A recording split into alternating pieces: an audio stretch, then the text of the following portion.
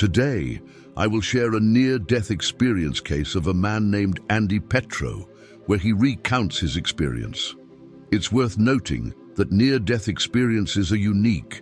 Each individual has a different experience, some positive and others not so much. Let's dive into Andy Petro's story. Hello, I'm Andy Petro, and I'd like to share a story from many years ago. It was 1955, just 2 days before my high school graduation. Our class decided to have a picnic near a lake. We geared up and arrived on a beautiful summer day. Despite the cold water in Michigan, where it doesn't warm up much, we enjoyed lunch, played around, and suddenly I spotted some friends on a floating platform about 10,000 meters away, signaling me to swim over. Reluctant due to the cold, I took the plunge. As I swam toward the platform, cramps hit my lower abdomen. Unable to kick, panic set in, and I started swallowing water, sinking suddenly. Resurfacing, I saw my friends on the platform, waving, thinking we were playing. Sinking again and not coming back up, the water got colder, trembling violently, sinking into darkness. I felt something sliding on the lake bottom. I hit the bottom sitting, feeling better despite the cold. Thinking I could push myself up, I realized I was stuck. My body signaled I was dying. Finally, admitting it, a familiar voice in my head said, "Andy, you need to stop and rest for a bit." Arguing with myself, I wanted to get up, just a breath of air. The voice reassured, "Andy, you really need to rest. Just relax." I replied, "I can't do that." The voice insisted, "You need to relax." I asked, "Okay, do you promise that if I relax, I'll make it to the surface?" The voice answered, "If you relax, everything will be okay." So I said, "Okay, I'll relax." The moment I relaxed, I left my body and found myself in a tunnel. It was warm and joyful. Breathing again, filled with joy and love, I shifted from terror to ecstasy. In a timeless moment, I looked down, seeing my body at the lake bottom, but I didn't care.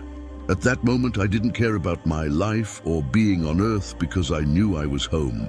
Turning in the other direction, I saw a bright light, not large, but intensely shining. Drawing me like a giant magnet, the light pulled me through the tunnel. Suddenly, I found myself in a colossal sphere, surrounded by screens showing all my lives and actions. The light was there, and not just one, but many lights like me. We discussed all my life events, understanding and feeling everything I caused to others. I experienced various lives, being a woman and on different planets. After months, I returned to the tunnel and approached the light. The light said, "Andy, I love you." Astonished it knew my name, the light continued, "Andy, we love you." As it spoke, the background and light faded, replaced by trillions of lights like me saying, "Welcome back, Andy." In that moment, I merged into the light, becoming part of it, neither bigger nor smaller, just a holographic piece. It was an incredible feeling, indescribable as a human. Knowing everything, truly everything. People ask about war and peace. I reply, "No, I didn't ask because I already knew everything." There was nothing unknown. Now with the light, it's truly amusing, filled with laughter and fun. While reviewing my life, the light would say, "Andy, look how upset you got about that. In the long run, it means nothing because you didn't relax, let go, or have fun. Life on Earth isn't real. It's like a theater, a movie. There are 8 billion actors on the planet, each playing a role with different costumes, religions, races, and sexes. Once the costumes are off, back in the light, you realize we're all one. We're all the same. We're made of the same material. There's no difference between me and you, no difference between you and anyone else. We wear costumes to be different, to experience things we can't in the light. You can't experience something you already know.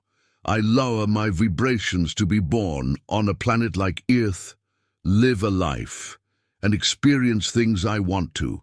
When I experience them, everyone does. This contributes to the whole. There's only one, and everything exists in that unity. It's a wonderful, exciting, fantastic experience. Suddenly the light said, "Andy, you need to go back." I said, "No, no, no, you got the wrong person. I'm not going back." The light said for the second time, "Andy, you're going back." I replied, "Didn't you hear what I said? There's no reason for me to go back to that planet. I'm home." The light told me for the third time, "Andy, you're going back." When I heard back, I felt being pushed back into my body, the most horrible feeling, just as the most exciting experience was leaving my body and returning to the light. The worst was going back to my body. I didn't want to be there. I still don't want to be here, but I'm doing what I need to. While lying on the sand, face down with my head turned, they pressed my lungs to get the water out. Before CPR in the 50s, I coughed the water out, never losing consciousness. This is a complete flow from leaving my body at the lake bottom to returning on the lakeshore. No gaps. It was a continuous stream of consciousness. My body lay there, preparing to become fish food, and I wasn't there. When they found the body, I don't know who found it, and I didn't care because I didn't care about my body. All that mattered was being in the light. I'm really looking forward to going back home. That's my main point. I want to go back home, and obviously it's going to happen soon. In the meantime, I'm doing the best I can to feel joy whenever possible, because I'm here.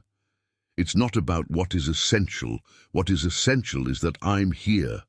I've chosen to help people feel better about themselves and let them know there's a home. I've been there, and I'm ready to go back. I have the return ticket in my back pocket, carrying it all the time. As soon as I figure out where the flight is, I'm on it. I'm out of here anyway. That's what it means to me. I'm just waiting for the return home, and to me, it's so obvious and simple. I like being happy, silly, and joyful. When I remember the light, it was a happy place, full of joy and humor. The light is like the greatest stand-up comedian, revealing that the reason I'm here is to experience joy. The reason everyone exists is to be joyful. It's straightforward, it's not complicated. It's choosing love over hate, a choice. While I'm here, I'm trying to choose love over hate.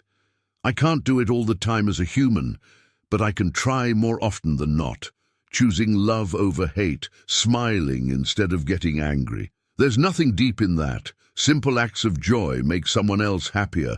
As we're all one, making someone else happier makes me happier. Hating someone means hating myself. If I hurt someone, I hurt myself. No separation, no hierarchy. We're all one, and we're all one in the light. I am a holographic piece of the light, lowering my vibrations to be born on Earth in the period of 1937 to 2020. That brings us to today, and it's all right. I hope you enjoyed this incredible experience from Andy Petro. Help us grow and spread these beautiful messages to more people. You can support by subscribing, liking the video, and sharing your thoughts in the comments. Take a look at the suggested videos that are appearing for you. You'll likely find something you enjoy. Have a great day.